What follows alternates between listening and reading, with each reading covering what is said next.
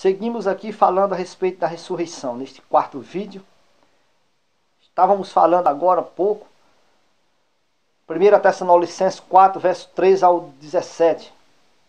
Então, não iremos adiante dos que dormem. Há uma doutrina dos homens, dos líderes religiosos protestantes, que eles inventaram aí por conta própria, nos seus estudos teológicos, que o Salvador virá ainda 2 vezes. Isso é mentira deles. Ele vem uma vez só. Ele não vai vir 2 vezes mais. Ele já veio uma vez, correto? Como homem, agora ele virá segunda vez, para levar os que estão aguardando ele. Mas os homens das religiões insistem em dizer que vai haver um arrebatamento, num abrir e fechar de olhos, que o Salvador vai tirar o povo dele da terra, os vivos, não é isso? Vai ter 2, 3 conversando aqui, aí de repente, no meio desses 2, 3 tem um salvo. Eles que dizem, a cabeça oca desse povo protestante. Aí de repente o salvo desaparece do meio dos outros ficam caçando. Parece piada, irmão.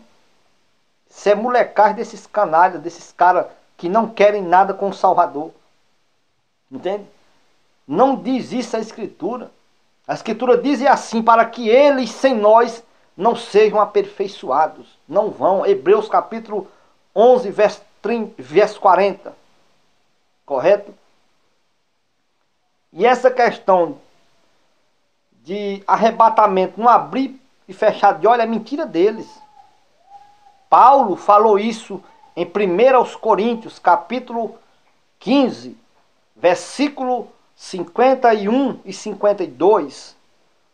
Paulo diz, é da transformação que é rápida. Entende?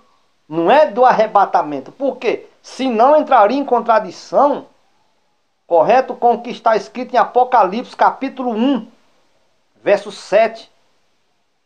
O Salvador vai vir nas nuvens do céu. Está escrito assim, textualmente. Não tem o que dizer. É só ler e entender lá. Ler e ver. Nas nuvens do céu. Todas as tribos da terra se lamentarão. E todo olho o verá. Até mesmo aqueles que lhe mataram, lhe trespassaram.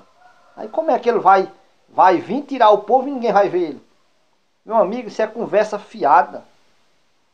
Isso é coisa de quem não tem conhecimento de nada das coisas do Salvador. Vamos ler em 1 Coríntios capítulo 15.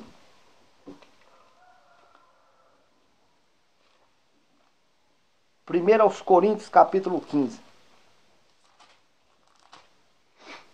Versículo 50 por diante. Isto afirmamos, irmãos, que a carne e o sangue não podem herdar o reino de Deus, nem a corrupção herdará a incorrupção.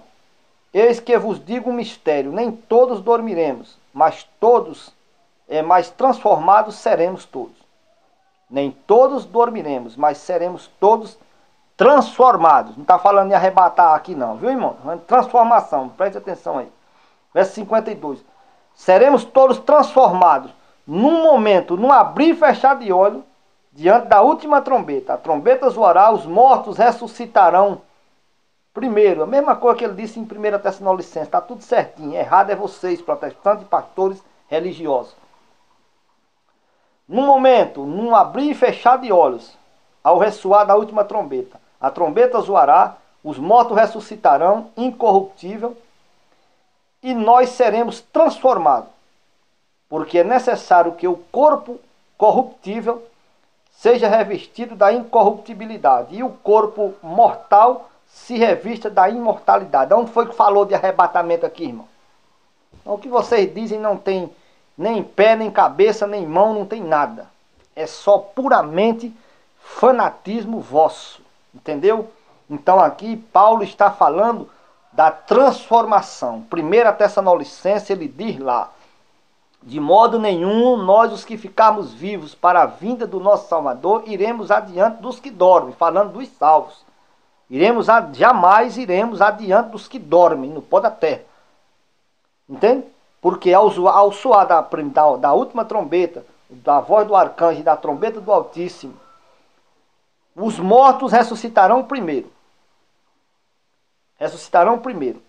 E nós, os que ficarmos vivos, seremos transformados, aqui em 1 Coríntios, e em Tessalonicenses ele diz, seremos arrebatados. Mas antes de ser arrebatado, os mortos ressuscitarão com um corpo incorruptível, quer dizer, com um corpo glorioso, semelhante ao do Salvador, que nem diz Paulo em Filipenses, capítulo 3, não é isso? Onde ele diz lá claramente que o Salvador vai transformar o nosso corpo corruptível, físico, natural, em corpo glorioso, semelhante ao seu. Então, haverá essa transformação no momento, no abrir e fechar de olhos. Quer dizer, a transformação será rápida. Abrir e fechar de olhos, aspecto de rapidez. Entende? Mas não disse que o arrebatamento será rápido no abrir e fechar de olhos. Não diz isso aqui na Escritura. Não está falando isso. Então está falando que a transformação é no momento, no abrir e fechar de olhos. Transformar o corpo corruptível num corpo incorruptível.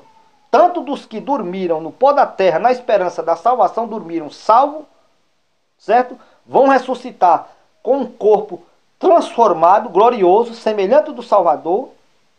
E os que estiverem vivos nesta carne, de carne e osso, que nem nós estamos hoje aqui, seremos transformados também, num momento, num abrir e fechar de olhos, muito rápido, num corpo glorioso, ou seja, espiritual, para subir para a mansão celestial. Por quê? Porque está dito aqui pelo mesmo Paulo, 1 Coríntios, capítulo 15, verso 50, que a carne e o sangue não herdará o reino dos céus. Ou seja, esse corpo físico não herdará o reino celestial, porque lá não é lugar de carne e de sangue, mas é lugar de espírito. Ou seja, do corpo é glorioso, espiritual e não físico.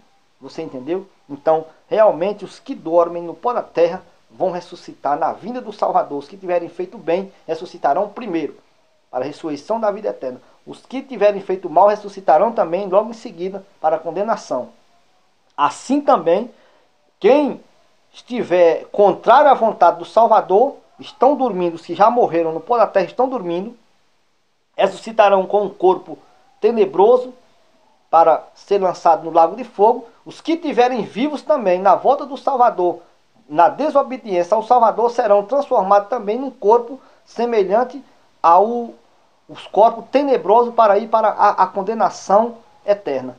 Como nós estamos vendo aqui, que haverá uma transformação positiva para os do Salvador e automaticamente uma transformação negativa para os que são contrários ao Salvador. Você entendeu, irmão? Então, realmente, irmãos, o que os homens dizem aí, eles não têm como comprovar nas Escrituras Sagradas. Por quê? Porque realmente, na vinda do Salvador, vai ter muitos acontecimentos. E ele não viria como eles estão dizendo aí, numa rapidez. E nem ele virá 2 vezes. No caso, faria 3 vezes, entende? Os protestantes afirmam que o Salvador vai vir ainda mais 2 vezes. Entende? E com a primeira vez que ele veio, faz 3. Então vamos ver quantas vezes a Escritura diz que ele veio. Vamos ler? Hebreus, carta de Paulo aos Hebreus, capítulo 9. Capítulo 9. Vamos ler aqui. Hebreus, capítulo 9. Se não me falha aqui a memória, vamos ver aqui. Versículo 28. E assim como aos homens está ordenado morrerem uma só vez, vindo depois disso o juízo, assim também Cristo, tendo-se oferecido uma vez para sempre para tirar os pecados de muitos, virá, segunda vez, sem pecado, aos que o aguardam para a salvação. Assim como está ordenado aos homens morrerem uma só vez, o Salvador oferecendo-se uma só vez para tirar os pecados de muitos, virá a segunda vez, sem pecado, quer dizer, ele veio em pecado na primeira vez, né? A linguagem aqui mal traduzida, né, que os homens fizeram, quer dizer, ele virá a segunda vez não para tirar pecados, mas para buscar os que são dele, os que o aguardam para a salvação. Na primeira vez, ele veio de carne e osso para tirar os pecados. Tirar os pecados da humanidade no sentido de se oferecer como cordeiro de propiciação. Ele veio para nos tirar do pecado, ou tirar o pecado da humanidade, ou seja, salvar a humanidade. Paulo diz aqui, ele virá a segunda vez sem pecado. Quer dizer, sem pecado, se a pessoa for fraco da mente, vai dizer, então na primeira vez ele veio em pecado. Claro que não. O Salvador nunca pecou em nada. Então ele veio a primeira vez fazer o sacrifício para tirar o pecado daqueles que a ele se chegar. E ele virá a segunda vez não para tirar pecado. Quer dizer, que na Bíblia está sem pecado. Que quer dizer não para tirar pecado, mas para buscar os que o aguardam para a salvação. Isso é você ler Hebreus capítulo 9, versículo 27 e 28. Então, a Escritura diz que ele virá a segunda vez. Não encontrei em canto nenhum dizendo que ele virá terceira vez. Então, realmente eu prefiro crer no que o Salvador tem falado, no que os homens do Salvador, inspirados por ele, têm falado, do que acreditar em homens que realmente não têm nenhum compromisso com o nosso Altíssimo, entende?